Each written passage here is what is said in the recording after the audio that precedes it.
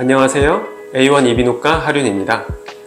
코골이 무호흡은 저희 몸속 코부터 폐까지 가는 길 중 어딘가 해부학적으로 좁아지면 생길 수 있는 질환입니다. 즉, 비염이나 비중격 망곡증 같이 코안이 좁아지거나 목젖이 늘어져 있어 목안이 좁아지면 코골이 무호흡이 생기게 됩니다. 나이가 들면서 목의 근육들의 긴장이 떨어지거나 살이 쪄서 숨 쉬는 길이 좁아지면 더 심해질 수 있습니다.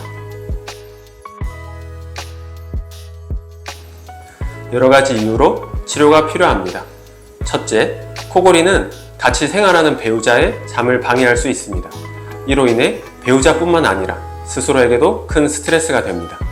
둘째, 삶의 질을 개선시키기 위해서입니다. 코골이 무호흡은 자는 중간 자주 깨고 소변을 마렵게 합니다. 그러니 만성피로, 무기력감, 두통, 집중력 저하, 기억력 저하 등이 나타나게 됩니다.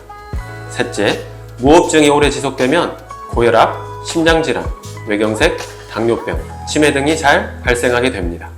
따라서 코골이 무호흡은 함께 생활하는 가족뿐만 아니라 나를 위해 반드시 치료가 필요합니다.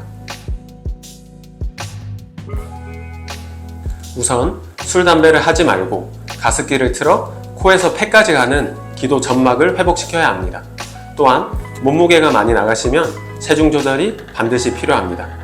이렇게 하더라도 계속 코골이가 있다면 수술적 치료 방법이 있습니다.